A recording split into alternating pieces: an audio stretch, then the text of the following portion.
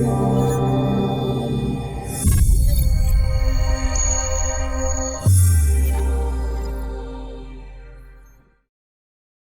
Heidi, hi Chris.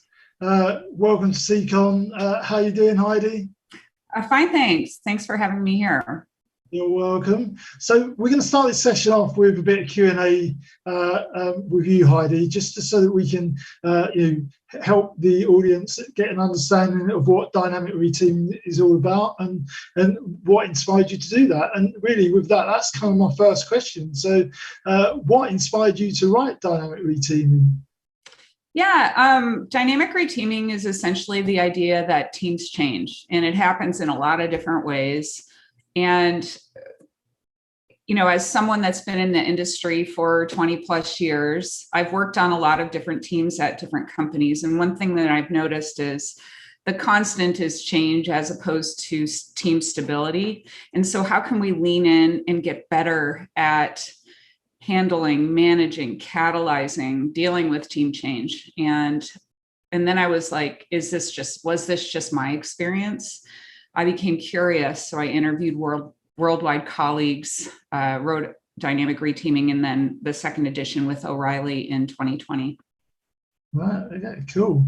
And for those who haven't read Dynamic Reteaming, either version of it, so what for you are the benefits to the organization and the individuals of actually reteaming, be it like I guess like dynamically, or being instructed by or coming down as a decree, or somehow managed by some other force within the organization? So dynamic reteam is a concept that I think can be easily misunderstood. The idea behind dynamic reteaming is about change at different rates. So as a company grows, people are added into the team, and teams might split.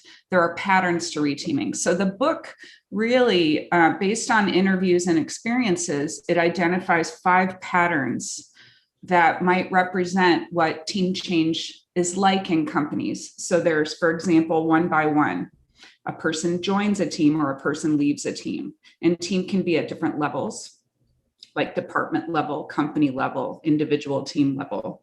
There's grow and split. Sometimes teams grow big and split. This happens a lot, especially when companies double and triple in size. There's isolation. A team might form off to the side to perhaps create a new product or to handle an emergency. Sometimes teams join together, the merging pattern, and they do that for a variety of reasons. Or at the company level, maybe one company acquires another company that's merging. And switching. Sometimes for human reasons, we might be ready to learn something new or work with different people. So we might switch from one team to the next. So dynamic reteaming is not a method to install in a company per se. The book describes what team change is like in many fast-growing tech companies. And they don't even have to be fast-growing. It's just, I was trying to prove the point that team change is inevitable. You might as well get good at it. So the book has different patterns and tactics for handling them when they emerge or when you start them. Yeah, I guess like we're in a obviously strange time at the moment, the last few years with the pandemic and everything. But yet there's still an awful lot of growth within organizations. With organizations like growing really, really fast, is that kind of like one of the patterns or types of reteaming that you see that where the concepts of the book like really come into their own and are applied? So one of the concepts I talk about in the book is if you're going to grow, you need to do it at a sustainable rate, and really focus on sort of growing in such a way that everything isn't going to collapse. There's different speeds at which you can reteam, add people to your teams, move people from your teams. And so we want to do this carefully. We want to do this methodically. This is not something to be taken lightly, especially if changes are happening and they deal with a great amount of people. And, sometimes even if it's a small change, it could feel like a really big change. So, this topic is broad, but it's, I think, rich and complex in that it's just not so easy to add 10 people to an engineering team, or we're going to double by the end of the year, whatever that means for companies. Like, what goes into that? What are things to think about? And, so this is the area in which I lean into. I mean, it could even get from the tactical onboarding aspects. There's a chapter about that in the book, but it could also be about, well, what about the team that's already there? If you're adding all of these people into your system, how does that impact the people that are there? And how can you really pay attention to this concept from all different angles so that your company grows in such a way that it's enriching? Yeah, and I guess to a certain extent, like when teams are continually changing, as you point out, that's it's just the nature of work, really. I guess that there's in terms of the way in which that happens, there's a lot of I guess success can often depend on really the individuals that are involved in those teams. I guess there's a skill in being able to be being able to adapt and bring on people, or steer, or be able to like reteam you effectively. So I guess as a skill, for those individuals to be able to be adaptive like that, what are the key disciplines that they need to be considered really in order to really be able to embrace like reteaming? Yeah, that's a very good question. So like I love to lean into tactics. So let's say you're at a company, and I think one of the key tools to create is a visual of the people and teams that exist today. What is your baseline? Who's there? Let's say you have hiring plan, and you could do this in a spreadsheet, for example. You don't need any kind of advanced tools for this. Many companies have employee databases using software like an you can leverage other tools, but really create a visual of the people and teams. Let's say you have 5 teams. You could have the team names, the missions of the team, the communication channels they have, and then who's on the team. For example, who's the product manager, who are the engineers, management, and so forth. I like to put executives and managers towards the bottom of one of these diagrams, but really kind of identify who the people and teams are, and really get a baseline. And then who are the people that have been hired that are coming on? I put them in another color. What are we actively recruiting for? So we want to have this sort of, we used to call them information radiators in the old days when we were all in person in the office. You have a big people and teams board. I think I read about that in the book, or some kind of visual that can be shared. So really getting this visual and then understanding where you're going. I really love, I love team topologies and for planning out your organization and being mindful of Conway's law, right? You can't just plan the future structure without thinking about architecture. There is that relationship between team communication and organization structure in your architecture. So what's the future state of this people and teams, right? So you can read some about the approach from team typologies in terms of types of team out of the scope of my book. But like if you're planning the next iteration of your teams, that's an interesting book to kind of weave in. But then also perspectives like Marty Kagan wrote a book, Empowered, and he talks in his book, it's fascinating about, and very useful about, what's your product strategy? Okay, and I would add on to what's your tech strategy, what's your product and tech strategy, and how does your organization need to change, or who do you need to become in order to attain the missions related to that strategy? And so if you have that current state, you know where you're going with the content and the product direction, technical direction, then you can kind of start conversations to imagine that future state. But you got to bring people along for the ride and include people in that journey. It can't be this executive thing or this manager thing done, over there without including the people that are closest to the work. So it needs to be collaborative. So some of the tactics and practices around this include that. Yeah, and that's really interesting. I mean, and it's interesting that you almost put like management leadership at the bottom, like because it is the focus on the individuals that are really doing the work. Really, I mean, in my experience, like so I spent 17 years at a financial services organisation working in their technology department, and I did a number of roles from like engineer through to like managing the team and building out teams in India as well. And one of the things that I noticed is that things were not always like planned. Like so we did plan to build out a team in India, and there was leadership buy-in behind that. But then there were other things that were planned, unplanned as such, or certainly weren't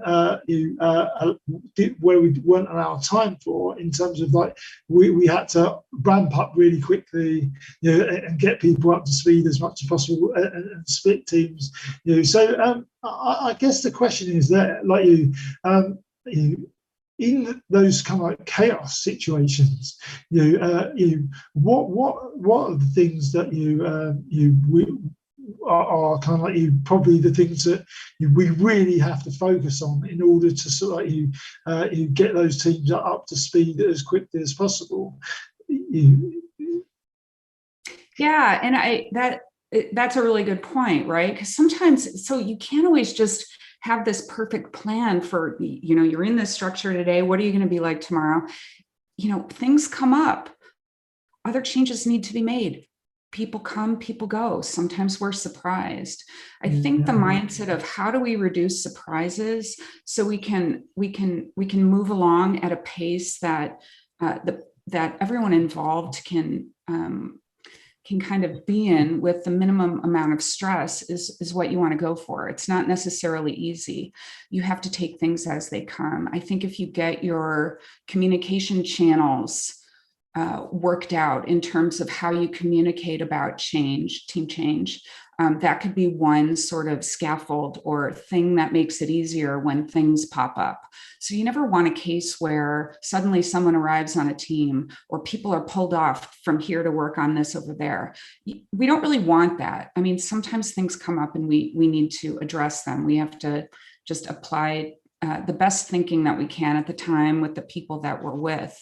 So we want to try to have, it's almost like, I think we can vision out the type of experience that we want as we go forth in our companies and include the people in that. Do a bit of visioning. Like we want to grow and change in a sustainable way. We want to grow and change so that people can follow their passions and career paths. We want to go forward in a way that we can really attain the product and product goals that we have and delight our customers. Like we can vision out these tactics and principles together. And, I think really the glue that holds it all together is talking about things along the way, having the retrospectives and, kind of planning that in. Yeah. The other thing that swings to mind as well is, I think in the book we talk about like obviously trying to like avoid the hero, like the person with all the knowledge in the team, so obviously I guess knowledge management comes into that, so that like the onboarding process can be a lot less reliant upon like individuals and heroes in the team. I mean, is that something that you've seen, like organizations who are able to basically be disciplined around like being able to like explain and educate around the system to enough extent that people can actually get on and do their job? Do you see that those companies who have done that are in a much better place than the companies that aren't? Well, let's think about safety, right? So companies that pair or work in groups to spread knowledge, I think, have an advantage in many ways, not only for the quality of the software that they're building, but also for the knowledge spread. Company, Menlo Innovations in Ann Arbor, Michigan. There's some stories in the book from Richard Sheridan about how he was at a prior company in a VP role, and they had a lot of those situations where one person owned a system. That person did not have a sustainable lifestyle. That person was easily burnt out, had a hard time going on vacation, needed to bring their computer on vacation to handle production issues. It was definitely an organizational challenge. We don't want that kind of situation. We want to avoid that. So actually, if you're zooming out and making a chart of your people and teams in your company, that's one thing that you can kind of look for and identify, like, who are the heroes? Like, who are the people that it would be very challenging for them to take a lunch break, to go on vacation? Like, this is not a sustainable situation. And how do we need to change so that we have more redundancy in that way? So it could be about supporting critical systems. It could be about, I remember being at a company, I think it was the first company that first startup that I was a part of. Some key people left. We had built these internal commerce systems to entitle product purchase online. Some of the key people left. A lot of the knowledge left with them. Sometimes we have these visceral experiences at our past companies, and it teaches such a lesson in that we don't want to feel that again. So, I think really stepping back and taking a look at your organization and thinking, like, for lack of better wording, like, what are the single points of failure and how can we build in some more redundancy so that we have a safer path forward, and that it's almost like we can anticipate some challenges we may have if some of those people leave. Because the fact is, everybody's looking for opportunities. Everybody's hearing about opportunities, especially in the world today. Engagement is important. So just having the default idea that everybody's always looking, okay, well, how are you going to make your organization safer so you don't have these challenges later? Yeah, very good points. Yeah, but with that, as well, obviously we want to avoid the heroes, but sometimes there's in companies, there are people who or a few number of people who might have a very specialist skill that are there to you do a very specific job. So in that scenario, reteaming them is maybe not necessarily the right thing to do. I think you maybe talk about that in the book as well. But is there any? I guess the question I'm looking to ask is: reteaming a good idea for everyone or every company? Well, the fact is, your teams are going to change, so you might as well plan for it and get better at it. So, reteaming is going to happen whether we like it or not. I mean, it's just the nature of teams evolving and changing. Your company could get acquired by another company. That's one example. You could acquire a company. Somebody can join your teams. Somebody can leave your teams. Suddenly, let's say you have a VP enter the scene that's brand new, and it causes a lot of changes in your teams, their influence. This is something that we all just need to deal with. This is not some process to install. This is just the nature of technology teams. So I think we can lean into that, plan for it, get better at it, as opposed to taking the default stance that many of us have heard for years and years in our careers, that the best teams are the ones that are stable and don't change. I don't know what kind of world people are living in where they think that is something that is actually possible, because it's just a matter of time before somebody leaves your team, or that somebody joins your team. So let's talk about that. And it's a reframe really of technology teams. I guess that in terms of the best teams as well, is it Project Aristotle, the Google, is that the name of the Google research they did, where they proved, or the outcome of that study was that it wasn't necessarily the best people with the best technology skills that made the best team. It was really the teams that how they're dynamic together, and empathy, and effectively whether each of them had each other's back, if you like, that made the best teams. I found that really interesting, so I guess like that's further kind of like evidence, if you like, that that you splitting up teams to you either purposely or otherwise isn't necessarily going to make you less successful or more successful. It's really how you manage that process. And like you say, yeah, it's how you manage that process. And frankly, organizational change is scary. So how can we try to cultivate an environment to reduce the fear, to reduce the ambiguity? That's the challenge for leaders. That's the challenge for managers.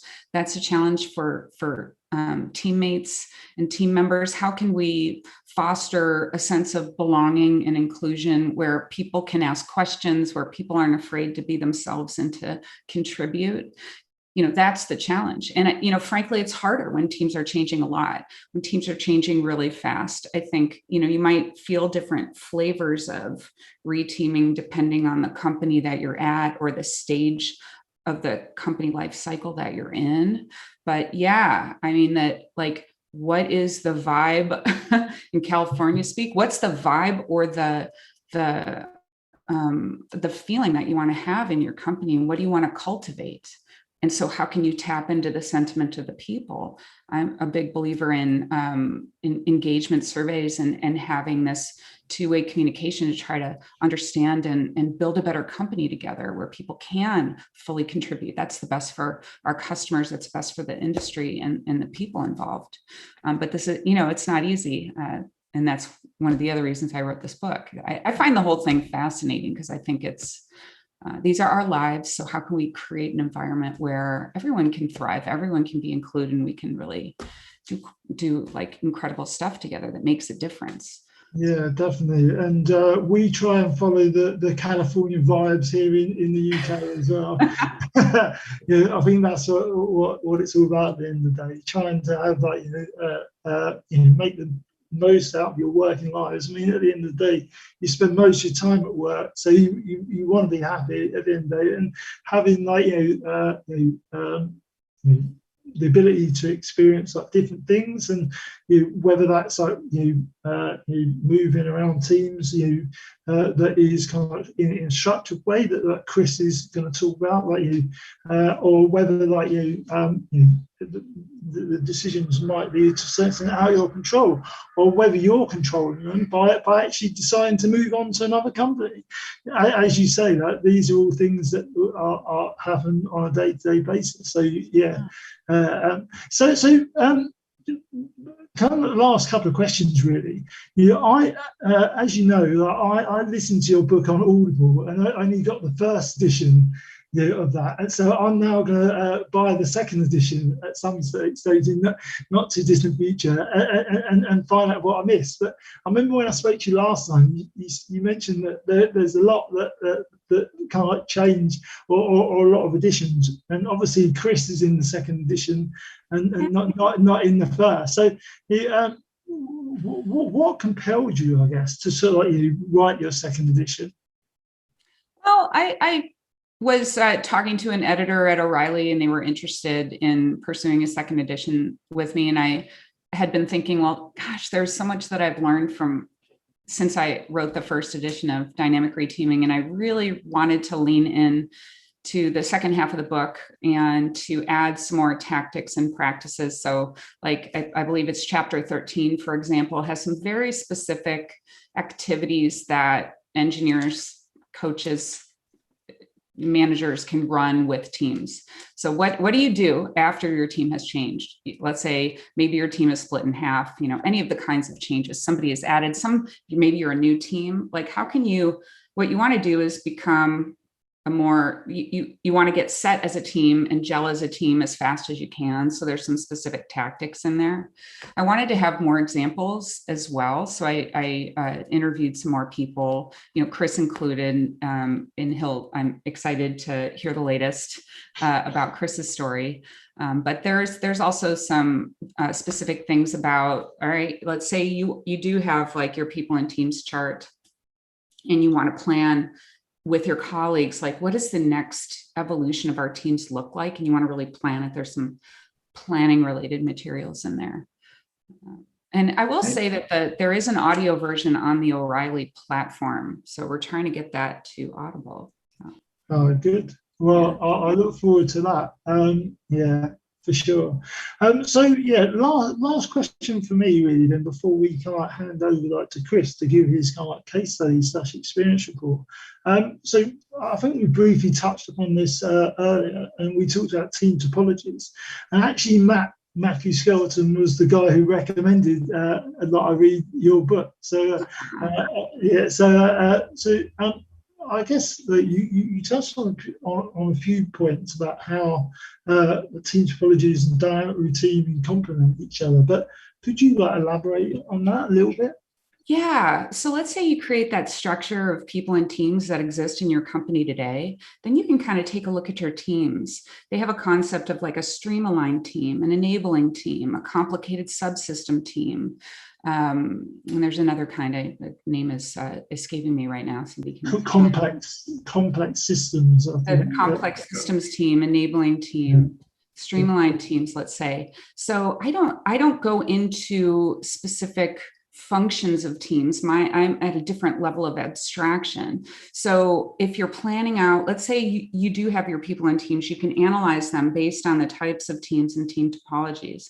That's one thing you can do. And when you're visioning out the next evolution of your teams, there are great ideas in team topologies to consider. So like, let's say you have enabling teams, they help other teams, the streamlined teams, for example, to do things and to be successful. So what do those teams look like? You could get ideas for evolving your org structure in reading team topologies. So there's that. And, in my book, it's kind of like, let's say you've built your organization around team topologies already. So there's ideas in my book about the people aspect of it. Well, what are all these human factors that are involved in team change and reteaming, regardless of the type of team, but how can we help our teams be successful at the kind of interpersonal level? So, my book kind of, we found that I've talked about this with Manuel, for example, and these kind of are complementary in that way. But I'm really excited about everything that they've done, and they have some new video-based learning that people can take. And I recommend it. Yeah. So, well, thanks a lot for that, Heidi. I mean, that was a really interesting sort of overview of the dynamic reteaming. Hopefully the audience and everyone watching has got a reasonably good understanding of what or overview of what it's all about. I'll definitely recommend getting the book. I learned a lot from it, and it really resonated with me as to some of the different types of reteaming that took place. And I wish that I had it when I was managing my managing team. It would have made my life an awful lot easier, for sure. So now we're going to hand over to Chris Smith from Redgate, who's in the second edition of Dynamic Reteaming as a case study, and Chris is going to explain how they use the concepts from the book at Redgate and how they get on with that. So over to you, Chris. Thanks, Barry. Thanks, Heidi, and hello, everyone. My name is Chris Smith, and I'm delighted to be talking to you today about how Redgate Software have adopted an annual self-selection reteaming approach. So this is a key point in our year where we choose to deliberately change up our teams. We've done this in large part thanks to Heidi's thinking and her book Reteaming. In fact, I was lucky enough to see Heidi speak at several Agile conferences about the subject around the time as an organization we felt we were ready for something like this. To deliberately change how our teams are organized. Before I tell you about why we do reteaming, how we do it, and what happened when we did, I'm going to give you a little bit of context. So I'm going to give you a really fast introduction to Redgate, our teams and our philosophy. I'm doing this because I think it's important that you understand where we're coming from when we talk about one of our processes and practices in isolation like this. It's part of a bigger system, but perhaps there's inspiration here for other places too. So Redgate makes software for database professionals. That's DBAs and database developers. our tools and services help them do their really important jobs of creating, maintaining, and operating the databases that drive all our sort of corporate and consumer systems. We're particularly keen to make sure that database isn't left behind with Agile and DevOps processes. So our Agile delivery of application code is something we've done for years and years and widely accepted. Often the database is left behind. And for the last 5 years, our mission has been to help users include database changes in continuous integration processes, continuous delivery, all the way through to production. We have a portfolio of relational database products, probably around 2025, and I'm responsible for 12 cross-functional development teams, creating, maintaining, and supporting that software. And for team topology fans, and there should be many of those, we have 10 stream-aligned teams, a platform team, and a complicated subsystem team. And we're evolving all the time and learning more about how we should frame the work for our teams. So I am head of product delivery. That means I'm responsible at Redgate for our development team's delivery against product strategy, the health of those teams themselves, and the people in those teams. And I love teams, hence why I'm holding up a sign in that picture saying teams. I love building self-sufficient and principled Agile development teams. And for me, I'm aiming to create the right environment for people to have fulfilling work lives, something that Barry talked about earlier. So I love teams, and Redgate loves teams. So much so that they've codified that into our culture with one of our company values. We have 6, and this is one of them. We feel we do the best work in teams, genuine teams, not collections of individuals. We believe that we'll continue and improve when we make the most of each of our skills, expertise, and opinions. And we dedicate a huge amount of focus and time to ensure those teams are healthy, from well-being, cohesion, collaboration, direction, and delivery process. For further context, our dev teams are of a pretty consistent size. We have small teams, so 5 engineers, 1 product designer in each team, a technical lead who leads the team and also manages the people. And the designer and tech lead are joined together with a product manager in a leadership trio. Their job is to guide, lead, and provide context for the development team. So they share the leadership together.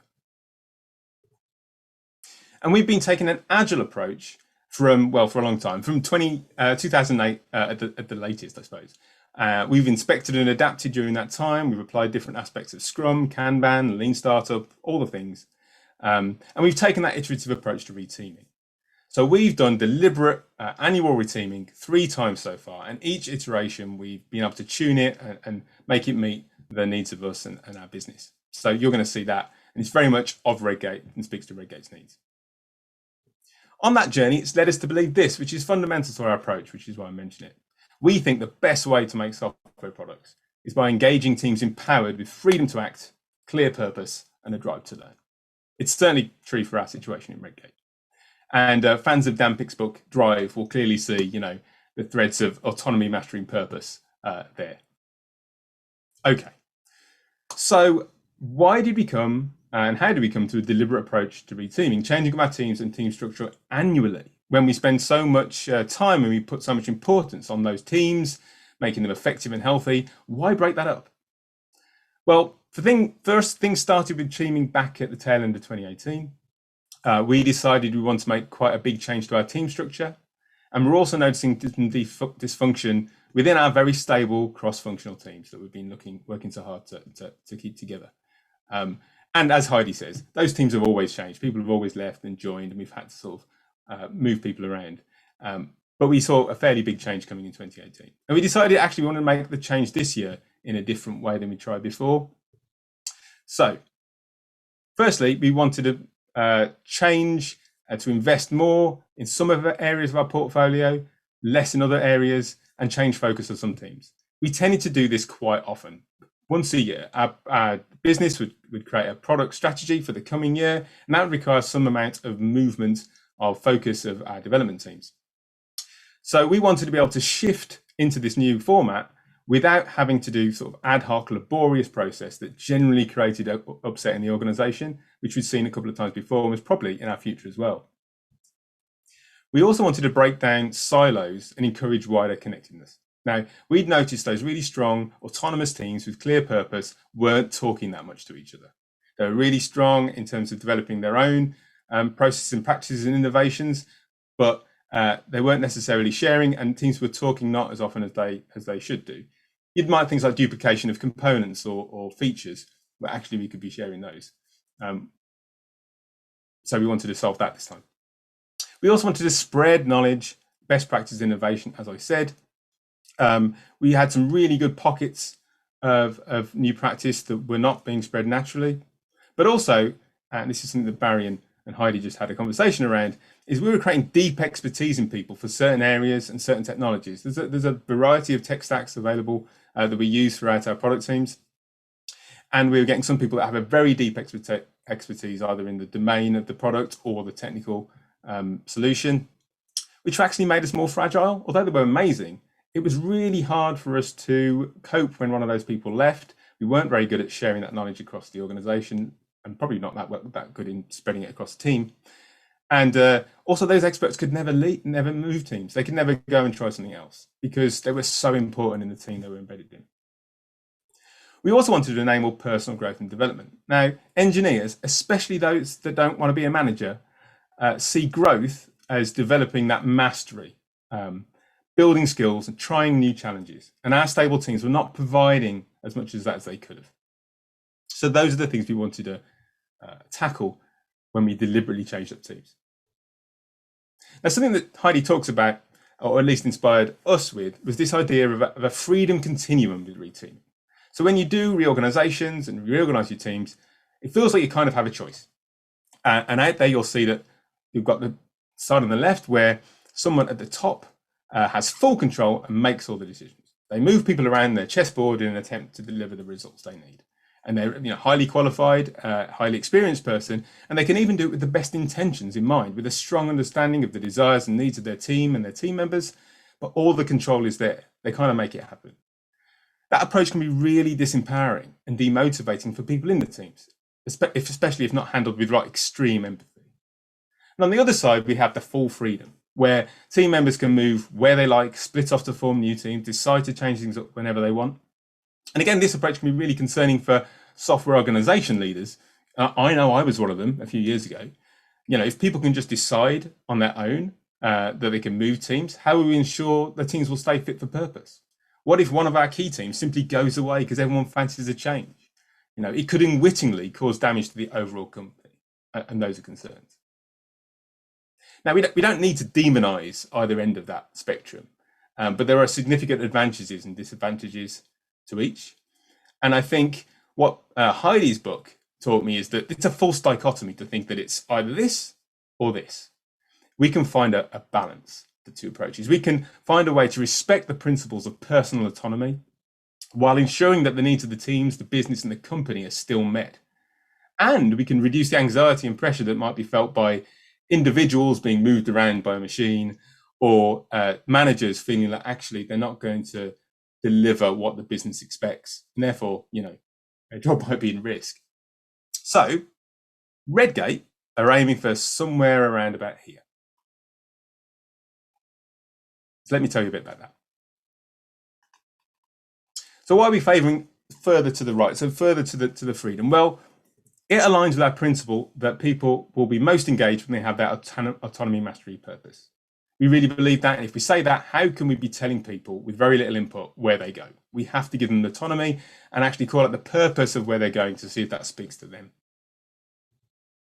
Across our teams, we have a variety of lifecycle stages and tech stacks and domains. So that means a lot of work, different kinds of work. Some performance work might be in highly established, products that have a lot of users, but maybe are functionally complete. And some working closer with users might happen where a team is just trying to find its product market fit, and actually it's a tighter feedback cycle, and work might get thrown away and rebuilt quite quickly. They're very different types of work. And so let's see if we can match the people to the work they'd like to try at the moment or they prefer. Why not do that? And they're the best place to tell us that. We want to make these changes with our people, not to them. It speaks to the top point, but also it means that the whole change management process is more inclusive and better accepted than it being done on you. And also it was recommended. So yes, we spoke to Heidi and we heard from her. We also talked to Daniel Terhurst North, who shared stories of delivery mapping, which we were inspired by. And of course, Sandy Mamoli and David Mole wrote the book Creating Great Teams, which talks about self-selection and their experiences with it. But we're not all the way over there to the full freedom at the moment, at least, because we want to ensure that the needs of Redgate and our customers are met and that people are really well supported. So ours is a curated process. Now, I'm going to tell you in detail how Redgate does reteaming process. So, and we've improved it every year we tried it, but it's broadly been the same process. So the first thing we do is we share the new product strategies that the business will create that sets out the roadmap for what we'd like to achieve in the next year. And often that means a change in increased investment in one area, slight decrease in another, or a move of goals for a team. So as soon as we got that from the business, and it might still be in a kind of draft state, but maybe firmed up enough, we try to share it. So we will share it with certainly the leadership of our own team, but as soon as possible, when uncertainty is removed, we'll share it with everybody. We'll share what is happening next year. And we'll also share the process that they're going to be part of, the reteaming process from end to end, so that we set expectations, they understand what's coming. We then work really hard to get those trios, those product leadership trios in place around those new teams' goals and purpose. So although it may be harder for those folks to move, they're very much embedded in their current team, it is possible. We've seen a good amount of movement where people in team leadership roles have decided to move to another challenge, another team. And we've worked hard first to get those people in place. And we've done that because those folks are going to help us with the rest of the process. They're going to help us light up the story of each team in the coming year so that other folks know where they want to be. So we get those team leadership trios in place. And then actually, at Redgate, we have a hiatus. So we're doing this in December to get the roadmap and the picture clear. And then we have a break for Christmas, and we don't try and do it while people are in and out, and we kind of pause. And then we pick things back up when we come back in the new year. That's special to us, but I can't mention it.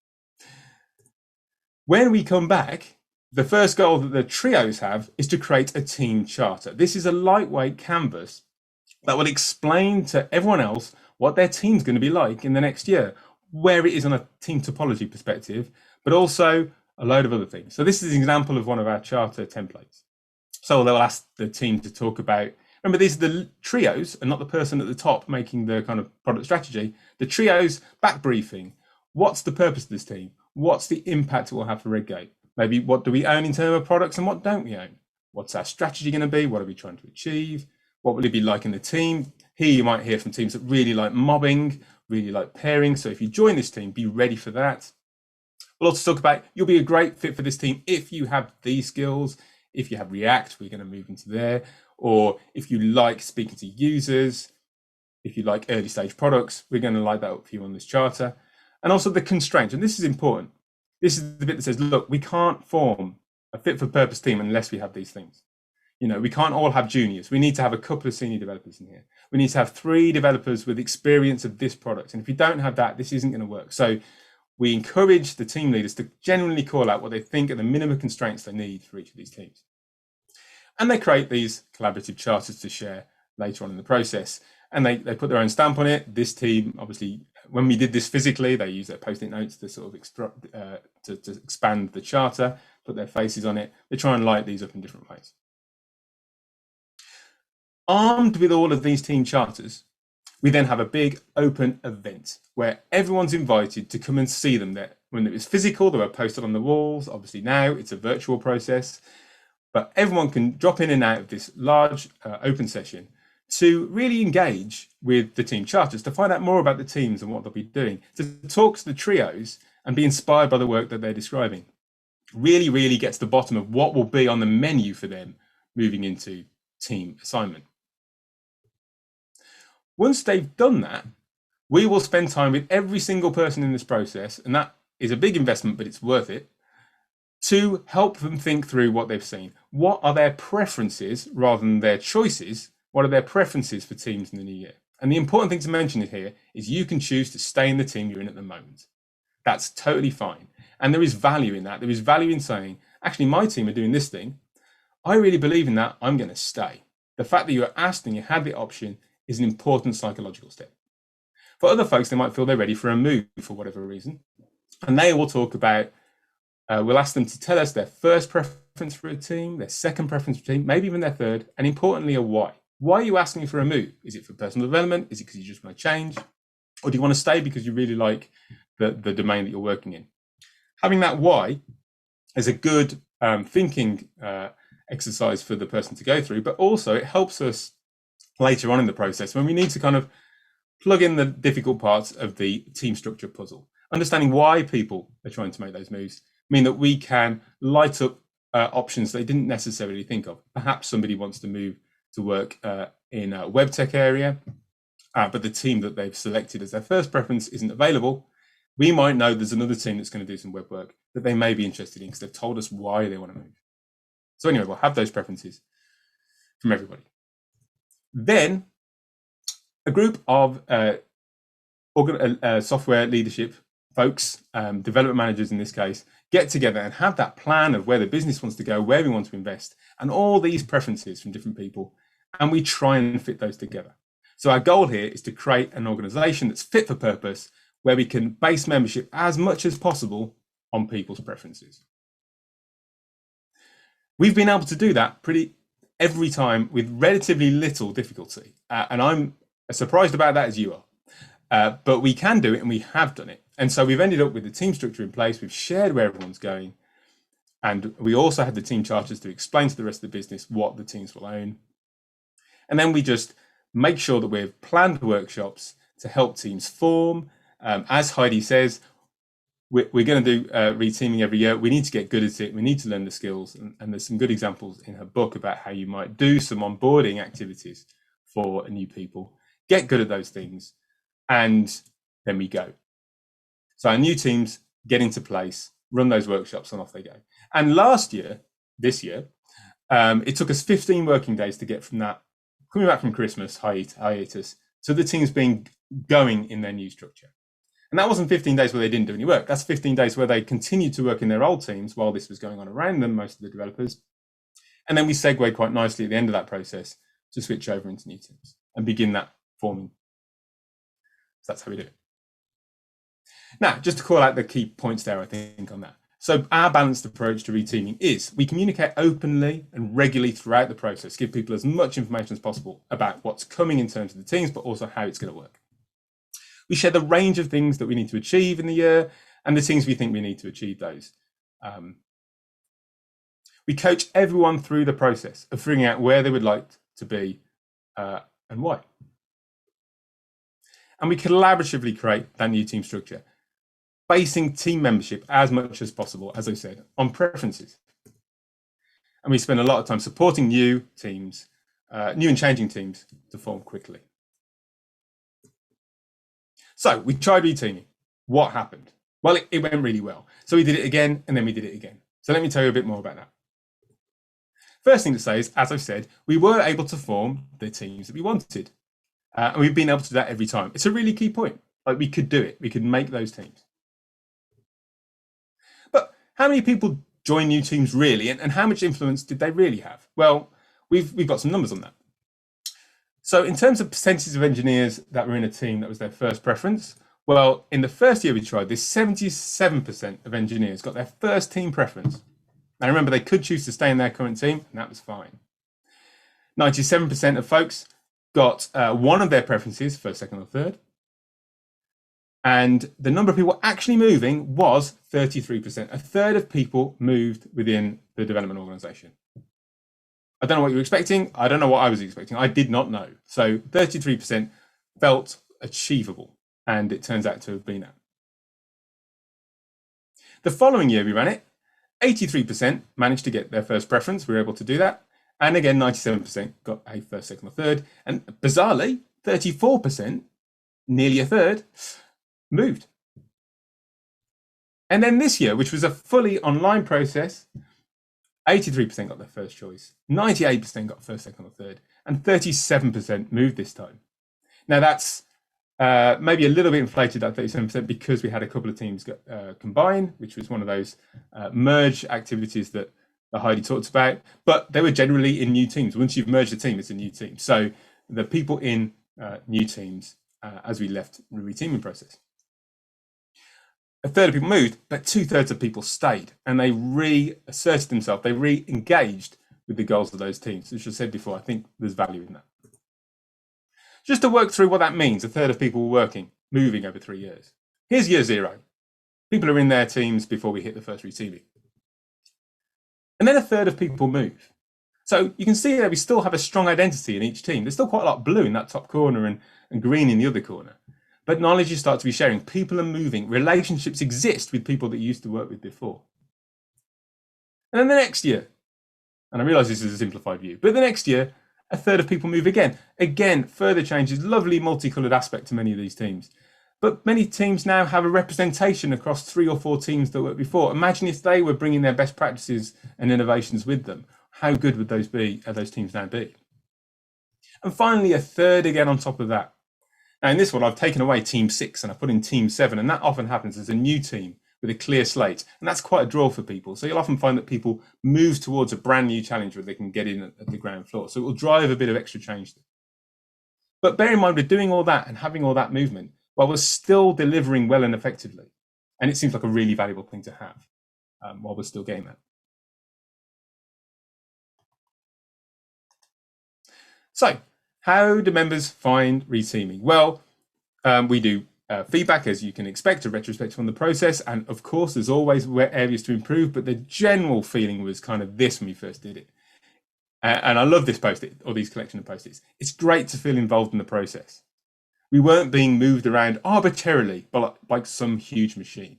Now, unfortunately, we weren't doing it arbitrarily before, but it often obviously felt like that to this person. But they were happy that there was no longer this claw coming down and moving them around the organization without them really understanding why. They valued that.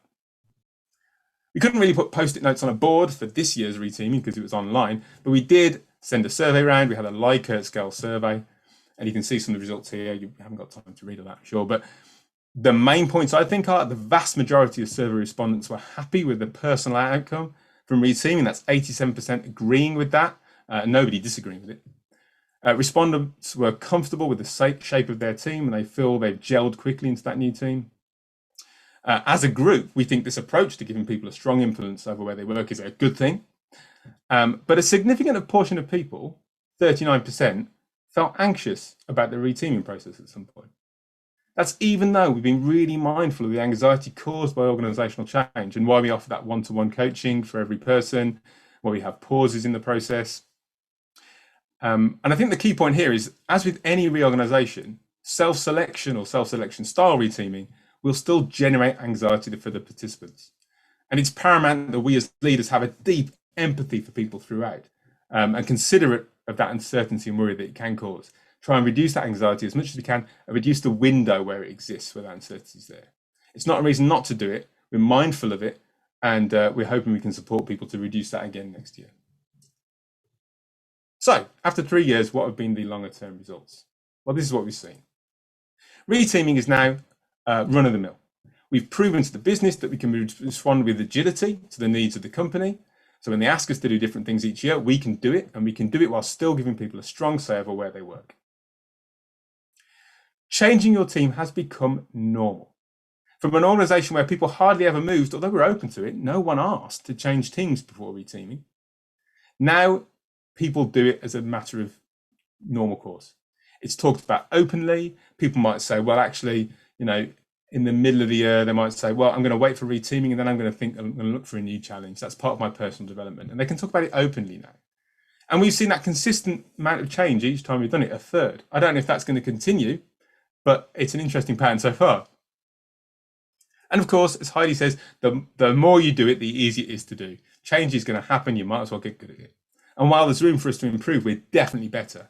We're faster to get new teams up and running. And we've created practices and collateral as part of that. That means that when new joiners do join at different times of the year, we have more support available for them to get on board because we're used to it. Software delivery performance is unaffected by reteaming. And we're very keen to watch these measures. We use the 4 key metrics that are popularized in the book Accelerate and are in their annual State of DevOps report. And they're kind of a causal measure of software delivery performance. And they've stayed stable whenever we've done reteaming. So that's deployment frequency, lead time, change failure rate, and mean time to recover service. We haven't broken those by doing reteaming. Good practices and behaviors have spread naturally between teams. You've seen people take mobbing as a matter of course with them into new teams, and that's worked quite well, and things like that. I can say the wider development organization feels connected. I think that diagram, when you see the colors moving around, gives you a sense of you just know more people in different teams than you used to know. And our people support the process. We've seen benefits to our employer brand, and we've seen hiring improvements as well. You know, people talk about this on Glassdoor, on LinkedIn, on Twitter, and kind of, if you did this and you enjoyed it, why would you move to a company that doesn't give you say on what team you're in? So, hopefully I've sold you on reteaming. So how to start? Well, buy Heidi's book, as you've been told already. Definitely do that. And we have a lot more detail on how we've done reteaming at our website, ingeniouslysimple.com. Search for reteaming on there. I think it's worth noting the first step is the hardest. I'd recommend thinking about it as an experiment with your organization initially, selling them on those benefits, and getting them as far right on the freedom continuum as you can.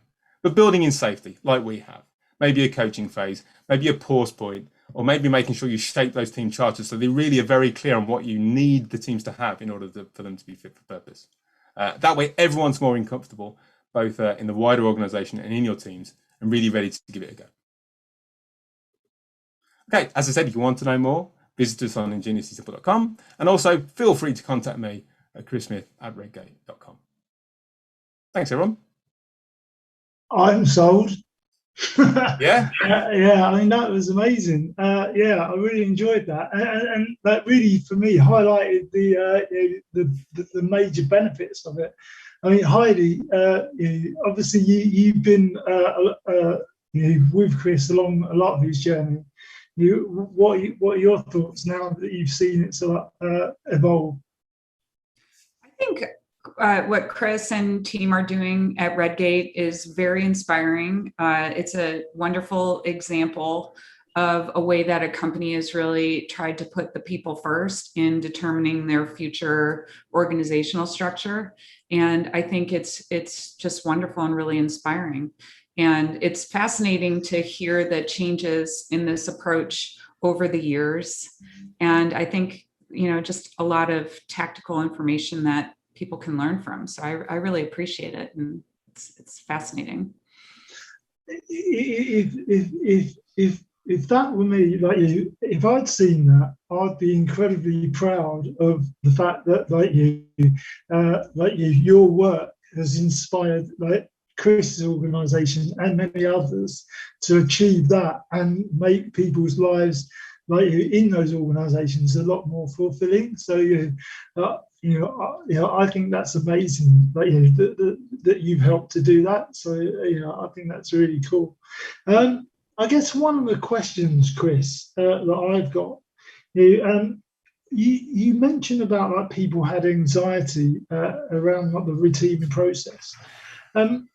How do you manage rejection? Because you mentioned there were some people who didn't always get, it was a very small percentage, but some people obviously didn't get to move to where they wanted to or move at all. So do you have a process or I know there's one-to-ones, but was there anything more beyond that? It's a really good question. I think, as you said, we're fortunate. It's a relatively small number. There is enough variety and enough interest in different teams that we can make a lot of the preferences happen. Like I said, 97%. But it is people do miss out, and there's a couple of people in the org that don't get where they are. Sometimes though, it's fine. One of the reasons that we ask for the why are you moving, is that we can go back to that. Okay, we couldn't find your first, second, or in some cases third preference. That isn't going to work because of all the other moves that are happening and preferences. But you've said this. How does that work? But what we treat that conversation as a conversation. It isn't like, so we're going to put you there. Is not the conversation we have. It's like, Everyone else has had a say on where they work. How about this? What do you think of that? Like, it is a coaching conversation after the fact, like once we've worked out where the most difficult parts of fitting it is, and so to help those folks get through it. I mean, most people are fine with that. Most people understand. You treat them like adults. You explain where it is, and if you can make their personal development goals light up in a different way, they're really accepting of that. There's a couple of folks that this doesn't. That they've ended up in a team, staying in a team that they preferred to move away from. And what we've been able to do is that, okay, well, at the moment we can't do it, but perhaps we can speak to that need in the middle of the year. Perhaps we can do that in 3 months. We quite often have people that wants to move teams, but they're deep experts. Those people that actually, if you just move next week, then the system goes down and we're broken. But what I found is those people, when you say, look, you will move, it's in 3 months, you've got that light at the end of the tunnel, and you just help us get ready and bring these other people on board so that it's in a good place. And they don't want to leave their team, in difficulty. They still want to support that. And they've been really, really open about that. Yeah, absolutely. Wait for 3 months. I'll move in Q2, say, as long as I'm getting the moving, you're listening to me and talking to me, and I'm getting that input, then I'm comfortable. So there's very few people, I think, that have come away not content with where they are. I think it is the outliers on this, and I didn't know how it was going to work. It's a really happy surprise that that's the way that this has been able to work. Sure. Yeah. One other thing that I noticed from your free slide, the year-on-year slides of how people moved about, I just think that really encourages like cross-team relationships and the network or organisation that forms around that. I guess it's probably more difficult in a pandemic with people working from home. But when you've got allies in other teams that you've worked with, and you're friends with, you're not really calling upon favours as such, but it's really what you're doing is like embedding that into your culture, that you help each other out. You might have teams, but ultimately you are one team, right, with a common purpose. And I think that this approach, what you've adopted, it really, really helps with that. Yeah, I think that's been a real big benefit. I think, we were kind of, when I said in 2018, autonomous teams are great, and like having clear purpose of teams is fantastic. But if you just have that like tight focus on what you need to achieve, you start to shut out the rest of the organization naturally, because you're on this goal, it's your goal. And so you just shut down. And as people join the organization, join these teams that are silos, you don't have relationships outside of it.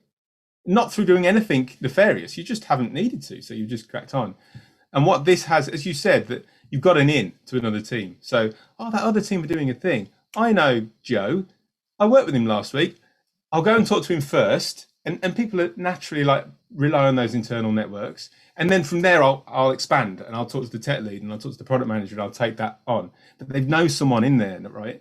And so, it's been really valuable, I think, especially in the pandemic, when we haven't bumped into each other over the coffee machine, and it's a Skype call now or a Slack chat to go and actually have a conversation with someone.